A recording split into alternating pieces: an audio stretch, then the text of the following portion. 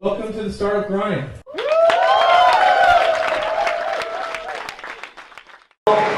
Thanks a lot everyone for coming today. So it's a very nice Saturday, but again, thank you. Thanks a lot, Shradha. I know Tech Sparks Pune is going on right now and you're still here with us, so we really appreciate your time. So how we do, what we do at Startup Grind is, we usually have these 3-hour-long events. 1 hour, the first hour is for networking and people can talk to each other and share what they have been doing and what are the issues they're facing. And vice versa, people talk to each other and connect. And this hour is of course for fireside chat, where they will be asking questions at the end to you. And then there's another hour where people will hang out. They can again connect with each other and talk, ask questions. So that's the usual format we do. And so let's start with where you started, right? Let's go back a little time.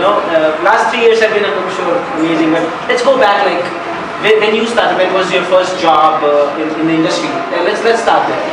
First job in the industry? Yes. Like where did you start as working? So I did my college from Stephens and did my MBA from MICA. And so it's good. Let me go before that. It's good to set a context.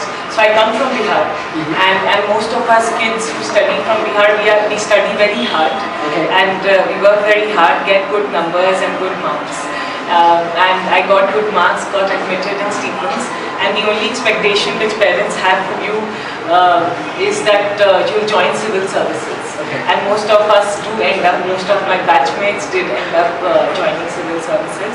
But going to St. Stephen's College in Delhi exposed me to a lot of things. I started working for one of the NGOs run by Razia Ismail. She was the chairman of UNICEF, and she used to run an NGO which was working with women and children. And while studying in college, I used to go in a slum in Najafgarh in Delhi and work with children, teach them, and then understood a lot of challenges. And one thing which really influenced me from very early on is that how communication or lack of communication plays a key role in things working or not working. And I used to work very hard and get 1,500 rupees I used to get in my college time. That was no money because I used to travel by bus from North Campus to South Campus, and at the end of the day, and if you don't end up going on Friday, then they used to cut your money for Friday, Saturday, Sunday. It was a lot of hard work, but very satisfying. And early on, I used to write a lot of papers for them on challenges, what is happening in the slum area. Very enriching experience, very meaningful, and somewhere I knew that moving forward I will do something related to social sector. Didn't know what. Didn't even think about entrepreneurship, to be very honest. But it was a great education and experience. After that I went on to do my MBA from MICA, and from there I joined a firm in Pune called Elephant Design. That was again a great learning experience. Because I worked with a lot of interesting brands, and the basic learning was to see again how communication, how human interface helps in building a brand, and that was something that always interested me. The human angle to any business, to any communication, to anything that we do. And from there I got a job offer in Times of India. Worked in Times of India. It was a very great experience. I think anyone who is in a communication domain should work in Times of India because it teaches you so much. And from Times of India, worked hard, got a job in CNBC, and in CNBC also worked very hard, and was doing decently well. But one question which was always behind niggling me, a lot of questions rather. One was that media, if you see in India, or us as a society, be it from a social, from a media or any perspective, we place a huge premium on success. And I've seen it in my life as a kid. Since childhood I have seen that you perform, then you're a good kid. If you don't perform, you're not a good kid. Your parents' expectations, society, everyone expects you to do very well. And success is it's a very big factor in terms of getting recognition. I do value success. I think all of us should be successful, but somewhere there's a huge premium to an individual, to their capability, which is linked to how successful you are. And I saw that Indian media covers or has a lot of bias, and it's global, it's not to do with Indian. My exposure was to India, and I saw that there was a huge inclination towards covering successful people, which is right in a way, because from covering successful people you get to learn what they did, how they did. But my whole question was that if we don't cover people who are not successful right now and who have the potential to be successful later on, if we don't start promoting them, if we don't start writing, talking, celebrating about them, then the society, our culture, it's so difficult to do business here that if you don't get support early on, then how will you be successful? And that was one question which used to really disturb me when I used to meet a lot of entrepreneurs in CNBC. When I was meeting them, I realized that all of them have something interesting to say. All of them have something, all of them have a story which is very unique, very core, very fundamental to them, to what they are doing. They might not be successful, but to my surprise, to my utter surprise, nobody was writing about them, nobody was talking to them, and most importantly, nobody was listening to them. And it's a very sociological thing. As a country, I think all of you here will agree with me that we are a country of storytellers. Gita, Puran, Bhagavad Gita. I was just making a presentation and realized that Panchtantra is the largest collection of short stories in the world. Puran was the first documented story in the world. And we have so many stories, and all of us have, and these were not celebrities who were writing stories. These were common people who narrated stories, and that became successful. So, putting all these thoughts together, I thought that, okay, we need to start something. And in 2008, October 2008, I started YourStory, which was that we will write about each and every entrepreneur. And tell what story they have. They might not be successful, but we be with them early on, so that 5 years, 10 years, 15 years down the line, when these guys are successful, they can say that there was a platform which just went ahead and wrote about them. And that was the premise.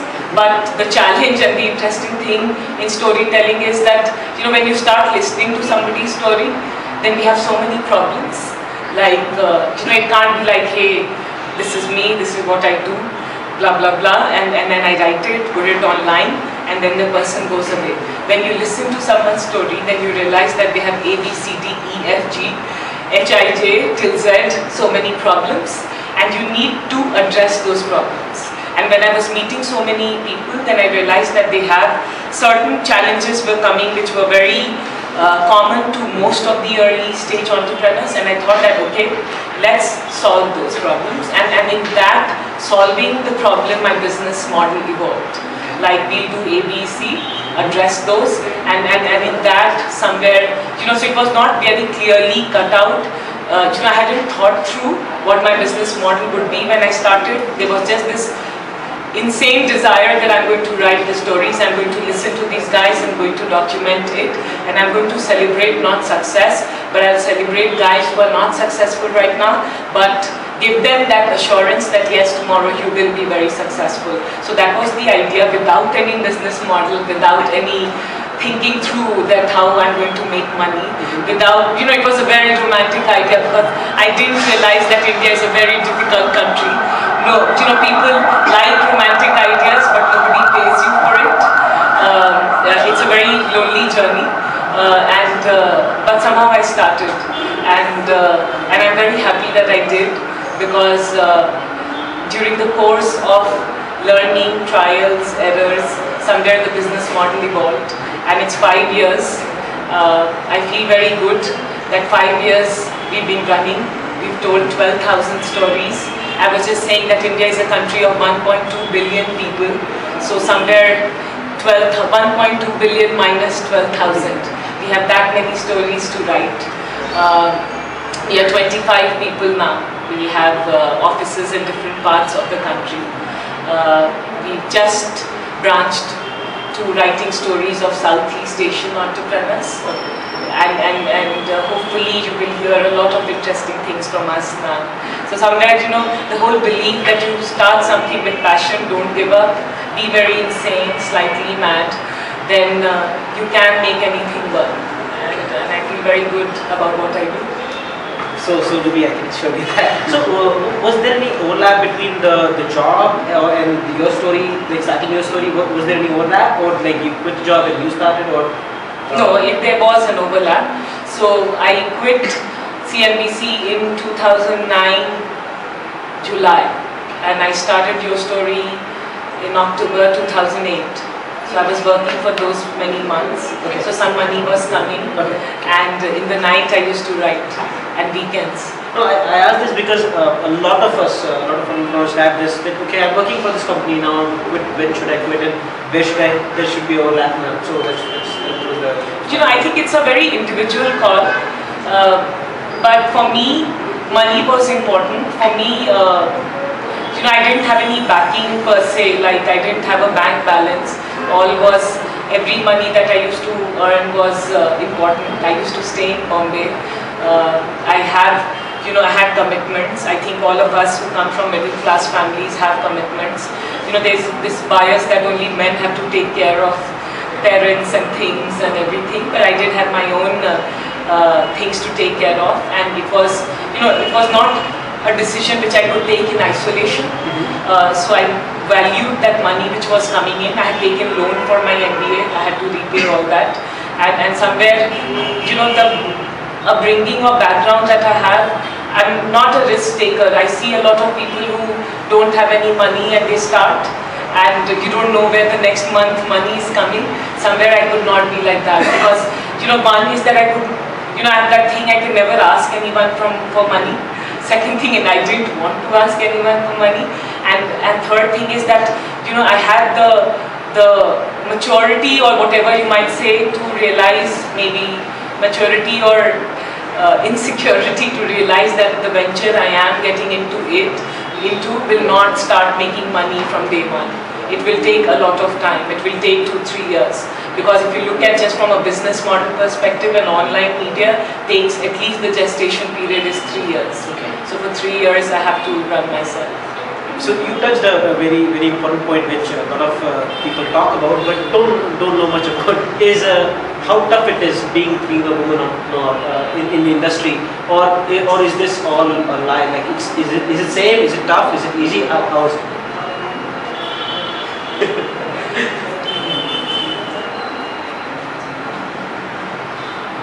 Okay, should I give the right answer or the wrong answer? Give politically correct answer. No, don't politically correct politically correct or anything. It has to be truth. Yeah. Only true. Candid. Only candid. See, there are a lot of advantages to being a woman entrepreneur, and there are a lot of disadvantages to being a woman entrepreneur. But at the end of the day, I think I really truly believe all my life, since whenever I had consciousness, that everything is in mind. Today, if I let things affect me, then I think there are a lot of things to get affected by. But and if I don't, if I block it, then I don't have anything to get affected by. And the advantage is that there are so less women entrepreneurs in India. So many of them start but shut down, that I do get an attention because I'm a woman entrepreneur.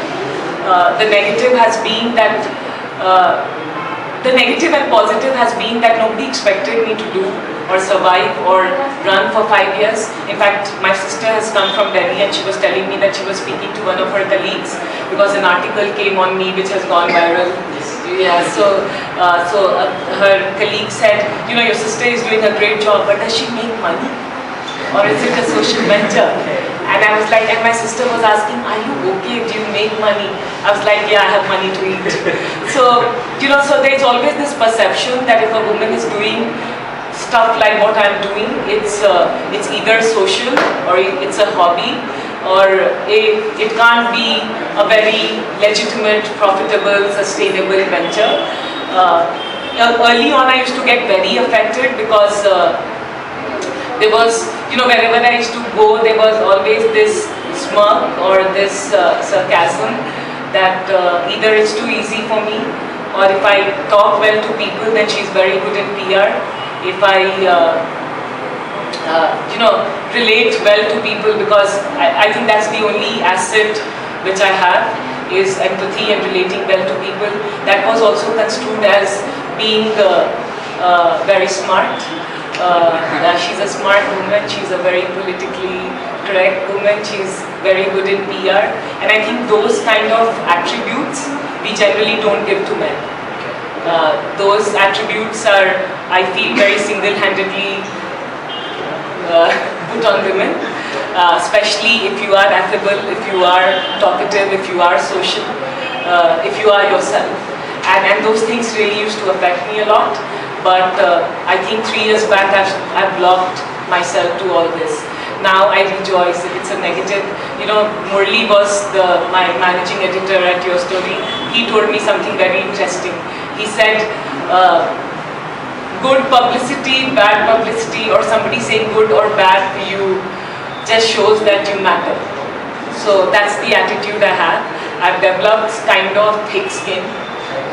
Though if you study skin, and I didn't know this, if you biologically or medically study skin, men are supposed to have thicker skin than women, but I think now I also have thick skin, so it just doesn't matter. I really enjoy the process whole day. There is so much of positivity. I feel like, just to give you an analogy, is that whenever I look at a nursery school teacher, I always think they're so beautiful. They are glowing, they are so very happy. Just think, all nursery school teachers, somehow you never see them sad there. They're always happy, always glowing, always vivacious, and always full of, this kind of positivity. You just feel sitting next to them, you feel so great. And I think somewhere I would like to achieve that, and my goal is that, because I'm every day talking to young entrepreneurs. Everyone in my team is talking to young entrepreneurs. They have so much of hope, so much of dream, so much of craziness. And every day we are living with these guys, every day and every night. And our job since last 5 years has been insane. I say I'm just getting younger every year, because every year the age of people starting up is getting younger. Now you have 18, 19, 17 year olds who are writing that they are starting up. So it's a great place to be, and my only request to all the women would be something, a category which I fall into, and I have done the blunder of being into, and I would say that Sheryl Sandberg has done a great job of talking about it, that all of us as women really want to be liked. I'm the first one to admit, more than being respected, more than being thought, oh my God, she's such a great business person, or blah blah blah. I like to be loved, and I like to be liked. That has been driving me all along, and that gets us into the trap. But I would say just continue to be liked. But if you are not being liked, and if you are compartmentalized or branded as ABC, just don't mind. It's okay, because at the end of the day, people come around to seeing who you are. People come around to valuing who you are, and it's to do with men and women both. I think as entrepreneurs, especially as startups, one basic flaw that we have is that we underestimate our own selves. I suffer from that. I suffered from that. I hope I'm slightly working on it. All of us suffer from this underestimation. We don't even know. It's so subconscious, we don't even know. While it is hiring, while it is raising funds, while it is selling, while it is pitching, we think we are very confident. We think we can speak very well and we're doing very well. But subconsciously, we just think that, okay, maybe we're lacking something. And once you get that out and you start appreciating your own self, it takes time. It doesn't happen overnight. You just have to work very hard. It's a great place then to be in. Yeah, that is beautiful actually. So we've seen, we've heard your story, where you are. So how about talk about things which have not worked for you, which you have learned over the last 5 years, and specifically talking about your story, that being a startup, you were a startup, you still consider yourself a startup. What things they have just not worked for you?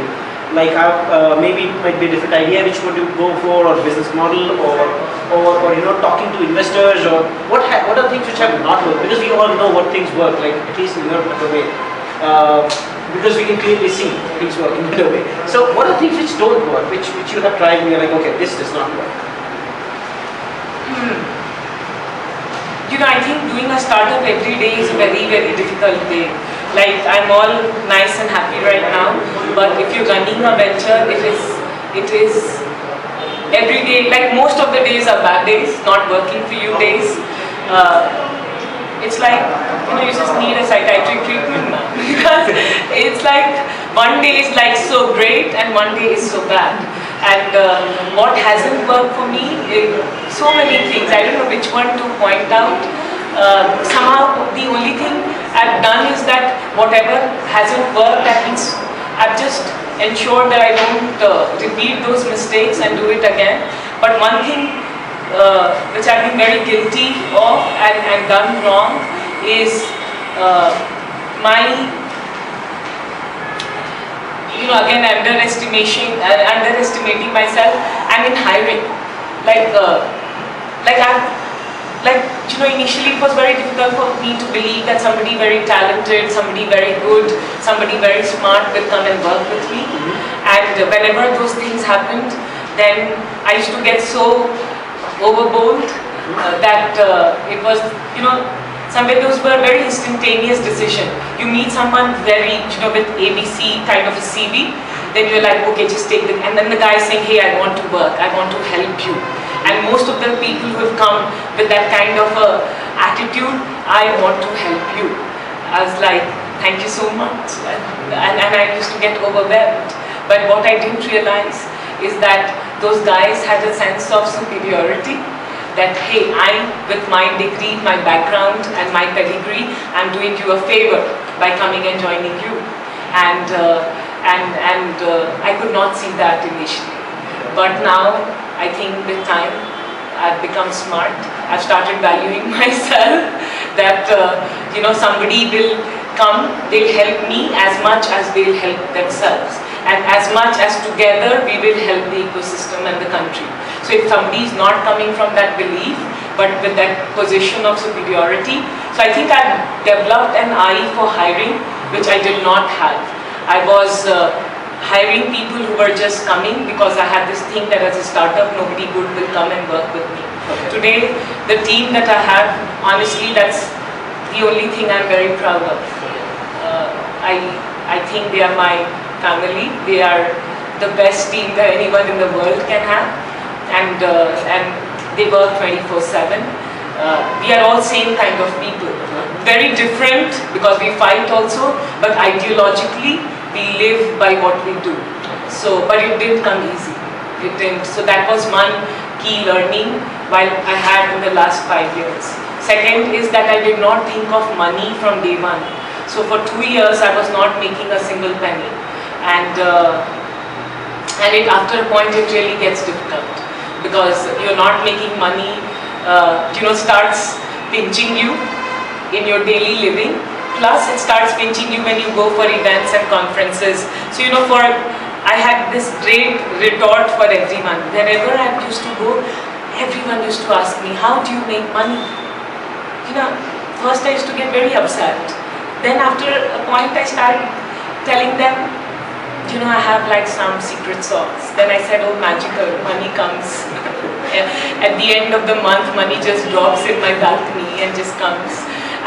But the question everyone was asking is that how do you make money? And then it pinches you more when you're not making money. And I did not think clearly. I didn't have a business plan, I didn't have anything written down, articulated, I didn't have a strategy in place. I just had a passionate idea and I thought I had to do it, and I just went ahead and did it. In retrospect, I think it was the best thing. I don't regret anything of it. I don't regret it at all. I think it has made me money conscious, it has made me evolve, learn in my own way, and I like that. Do your own mistakes and learn it. But if I had to give a piece of advice, and if I had to think smartly, I would say that maybe I should have thought of money and at least where the money will start coming from, a little bit of it when I started, which I did, because it took me 2 years. Maybe it would have taken me 6 months or 8 months to start thinking about it. Yeah. Yeah, a lot of us actually struggle with that. Okay, we'll try the idea first and we'll see. Yes. Yeah. Great. So your story has got, as you said, 12,000 stories yet. So I'm sure there's so many trends. What are the trends which you would share with us, which you did not expect that? Oh, I did not expect that this would be a usual problem for a startup or not. No.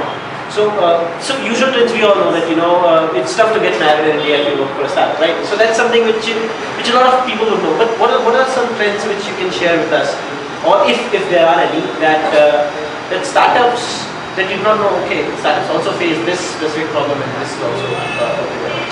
So see, I'll tell you to answer this. I'll tell you, I could have taken an armchair view of this while working in CNBC. I could have, tried to understand what problems startups face, or I become a startup myself and live what startups face. And those two things are very different, because once you live it, then you know what problems startups face.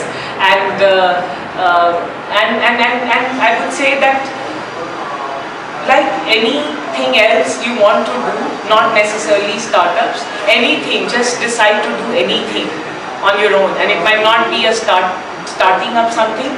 You have a lot of problems, you face a lot of problems, and I thought startups face the same problem. Just to give you an example, a guy from a small town trying to clear a GD and interview for CAT, where English has not been his or her first language. For him, that's a very big problem. And people who come from very amazingly English medium education, who have been speaking English at home, for them clearing a GD or an interview would be a relatively easy problem. But that's a very big problem for them. Getting some money in home, and I know some people, for them, just getting a basic amount of money is a very big problem, and whatever job gives you that money, that's the most important thing to go after. And I think that's the basic problem. Like, everyone has a problem, and startups have their own problem, because you start things. The only thing I didn't know is that it was a very bookish thing, knowing that doing business in India is difficult. But after starting business in India, I realized that it is actually difficult over here, because we again comes back as a country. We really underestimate our own self. I'm not talking about youngsters over here, because as young people we don't. I'm talking about the ecosystem. People who are supposed to give you money, people who are supposed to help you, people who are supposed to be your customers, people who are supposed to, fund you. And we somewhere see that there is not that openness. The same people who easily give money in different geographies to ideas, same people will ask you to show traction. Their language of getting money changes, because they want you to prove your business model. They want you to show customers, they want you to show numbers. So we are operating in a difficult ecosystem. 5 years back it was very difficult. 4 years back it was difficult. 3 years back, but every year I'm seeing it change for better. And I don't see why in the next 2-3 years it won't be very, very different. It is changing, so it's not all bad. I think people like Funny from Redbus, and I hope there are more people like Funny from Redbus. I think it's not like Funny has done great. I think it's a great thing for the whole ecosystem, because when we go out, then they always ask us, which are the companies? Which are the companies? What are the exits? So I think the more we see, the more money starts coming in. The more people become open, the more they start believing in this ecosystem. And I think that will happen. That's happening, and that should happen more. The founder of CNBC, Shradha Sharma, he was an entrepreneur who started from what we say a garage actually, and the company it's extremely entrepreneurial, and it was reinstated in my mind the whole belief of starting up and doing something of my own. I just value my learnings in CNBC a lot. It just exposes, I think everyone should do a media stint because it just exposes you to so much and so much of learning, and I learned so much over there. They were supportive, otherwise I wouldn't have been working from 2008 October to July 2009. Sarabir was my boss, he's like an amazingly great guy. Everyone was very supportive. I think, if you are good and if you live by the principle of supporting people without any agenda, trust me, sooner or later everyone comes back and supports you. Okay.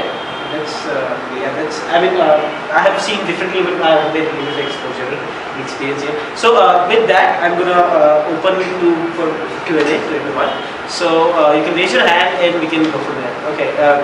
First and then second. How did you pivot from writing entrepreneur stories to student stories and then bias pages and YourStory TV? So how did all that happen? Yes, so I didn't pivot. I wouldn't say pivot. I would use the word is go more horizontal and build more capabilities to do those stories. In fact, we are launching Her Story, which is for women and not just for entrepreneurs, women entrepreneur. I think every woman is an entrepreneur, so we should have more women and all kinds of women. In fact, we'll begin with 5 innovative homemakers. If you look at the vertical it's just a very conscious decision.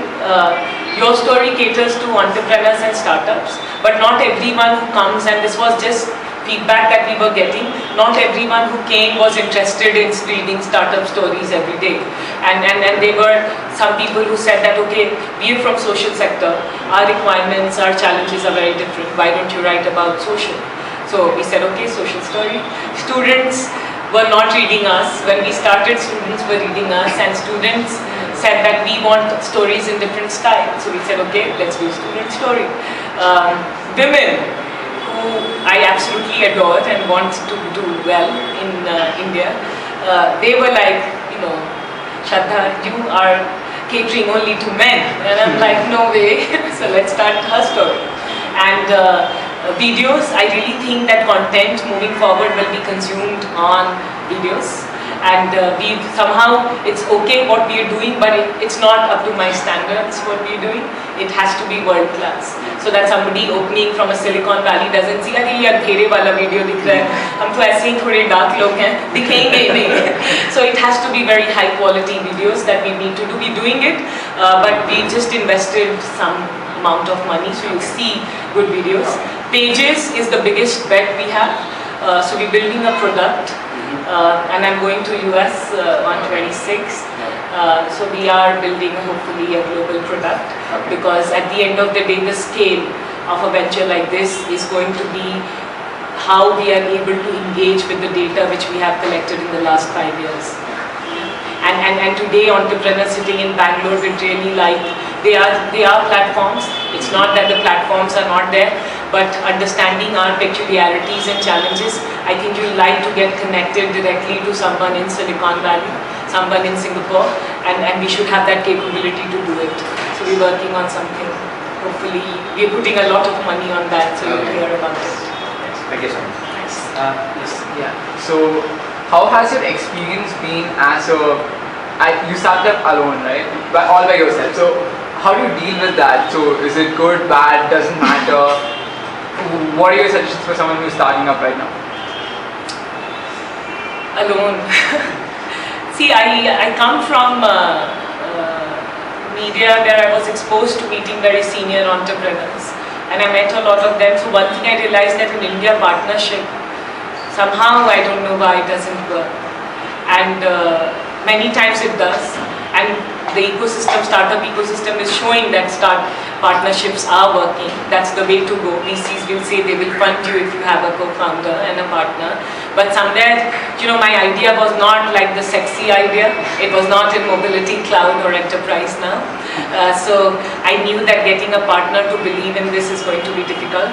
Somewhere I had to go and prove what I'm trying to do is good. And I didn't want to get someone if I'm going to fall, I wanted to fall alone rather than get someone, because somehow I think I can convince people to work with me, because the idea, if you look at it just from purely an idea level, it's a very powerful idea. But I didn't want to, and it was very difficult, because actually it wasn't difficult that time. Now it is difficult, because when I was alone, good, bad, ugly, you deal with yourself, you blame yourself, and you can deal with it. But when you grow, the team becomes bigger, the challenges become bigger, and challenges are very different from what you had when you were alone. When you start making money, first the challenge was make money. Once you start making money, your challenges are so different that sometimes I wish I can go back to that stage where I was like not making money and at least there was this hunger. So now I miss sometimes having a co-founder, because just not because of anything else, just because there should be someone who just understands you like God. I'm like going mad, and because you can't be talking the same thing to your family again and again, because they've already given up on you. 5 years is a long time, so that time you miss having a co-founder. So I would say that if you're starting, then I think one mistake which I didn't say is that we really don't think 5 years. To me, if somebody asks you, this is a typical question, what will you do 5 years from now? What will you do 10 years from now? That seems like an alien time frame to me.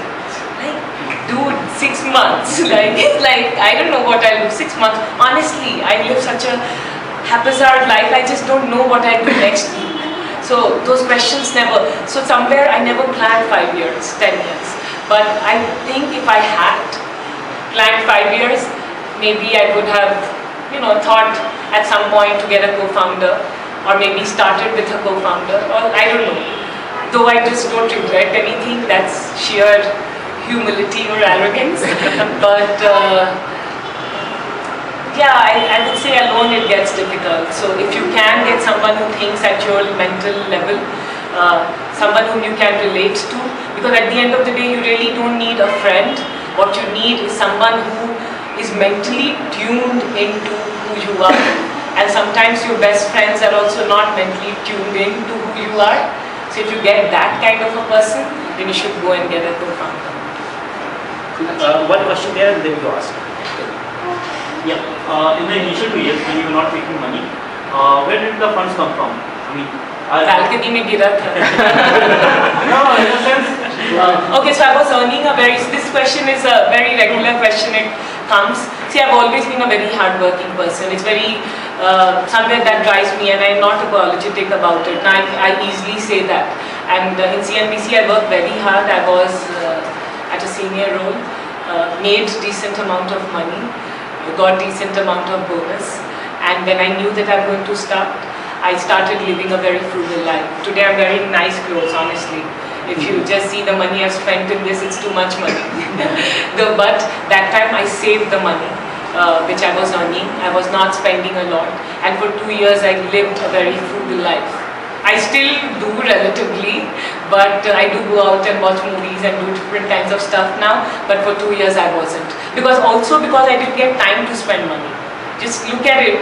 24/7, you're just doing this, and then you come back home, sometimes you forget to eat, so you're not just spending money at all. So that money was enough for me for the runway which I had, though it started pinching a little bit.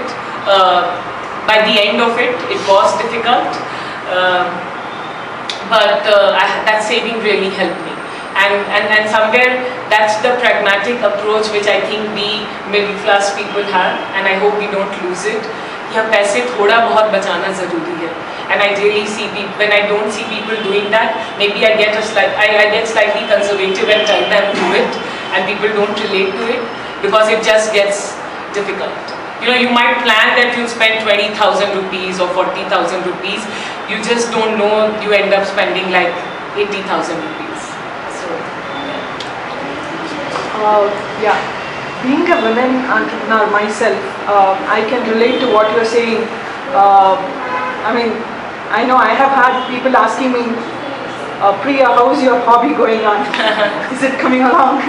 So how do you break this I know, especially the culture we are brought up in, there are societal pressures and things like that.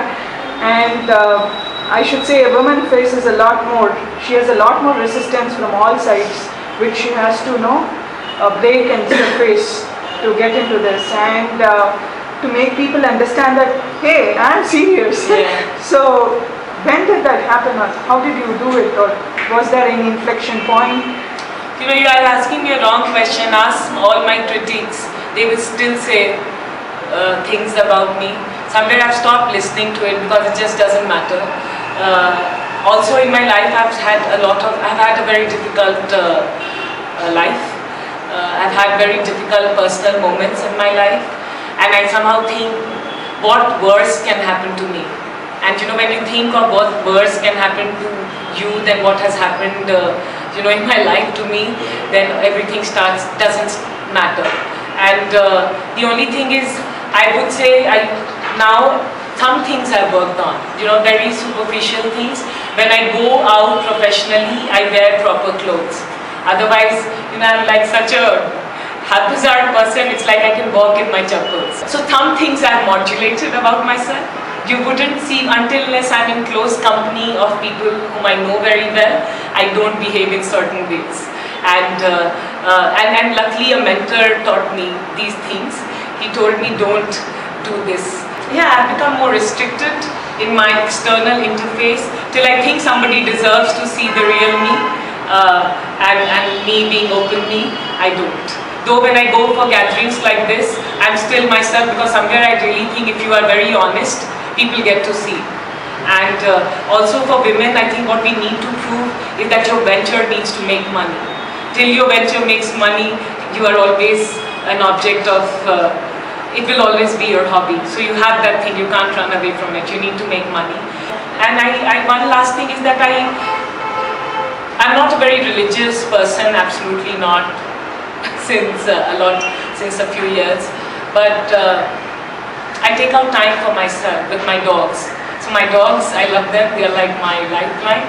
And I just ensure that every day, they are my therapy. I have a garden in my place, like a small one, not a big one. So I play with my dogs every day. It really de-stresses. And as entrepreneurs, it's very, very, very important to de-stress every day. Yeah. You had a question? Yeah, you had a question, sorry. So I would say that it's circle of trust. Circle of trust. You have to have your circle of trust. Yes, sir. What's your biggest aim in life? 5 years down the line, 10 years down the line, 20 years down the line? क्या बोल रहे हो? 5 years down the line, 10 years down the line. Honestly, I don't think. But I wouldn't like to be doing this insane run which I do. You guys don't believe my kind of venture, because it's not a very legitimately defined venture. The effort it takes. Sometimes I feel I'm burnt out. Because nobody takes time. At 2 in the night, somebody will post a nasty comment on social media and expect. And मुझे अभी भी I take it personally. अरे क्या हो गया? So 5 years is a long time. So, and I think I need to take a holiday. I don't know what I'll do after 5 years, but I really think I need to take a break. Otherwise, I'll have a burnout. I wish somebody had taught me to take a break. I wish I had some sanity in my own DNA to take a break. I want to. And 5 years down the line, I think I'm working very closely with a lot of startups whom I really love. But 5 years down the line, I would love to do that, because I think the kind of network I have built, taken a lot of effort, and everything, I think it can be used by so many youngsters. So maybe I would like to do that. And of course, holiday. You can do that now. After 5. जा रही हूँ. Yes, sir. So this is just one question I've been waiting to ask for somebody who is relevant in this space, because you have seen a lot of entrepreneurs, especially in the United States. What I've read, I've tried out 2 ventures, but things didn't work out. Family pressures, needing to gather money, all that, maybe come back and get back to work. So So what I've seen is, from my experience, that there is this romanticism in the Indian entrepreneurs about not Indian problems, not very Indian problems.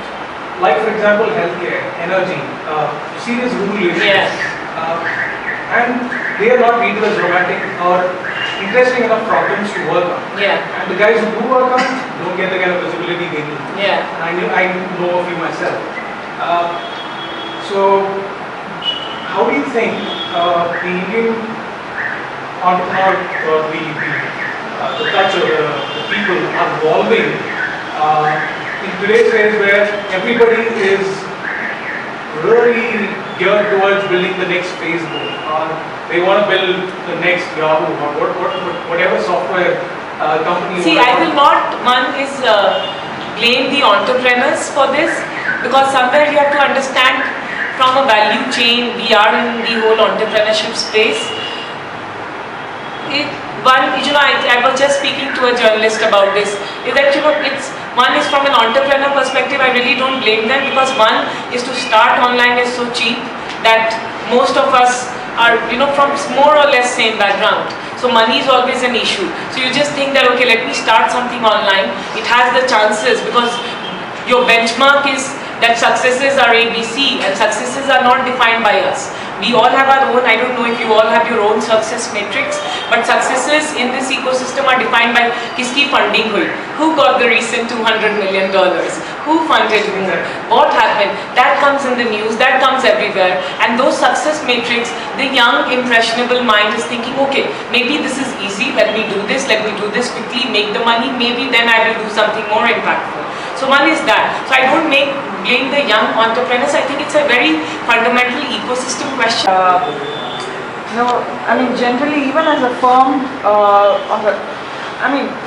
even as an Indian or as an employee, when we try to approach somebody foreign, it's difficult to convince that we can do good stuff. See, I had attended, I'll answer you this differently. I had attended Google I/O in San Francisco this year, and there was this panel where Jessica, Y Combinator, and Naval Khan from Angel Nest was there? It's AngelList. AngelList, yeah, he was there, and and in the conversation, one entrepreneur from Africa got up and he said that, why are you guys not there, and what's happening over there, because we have some great entrepreneurs in Africa. And so the answer they gave is that we have so much of surplus in Silicon Valley for everything that you guys need to come here for us to see you and for us to do something with you. Having said that, there are a lot of companies in India, Indian companies, Indian entrepreneurs, Freshdesk, Hotel Logics. They are doing great work selling to businesses all over the world from India. In fact, Hotel Logics got a customer from Iraq, and Aditya is doing great work, and that mental barrier in early stage across the world is not there.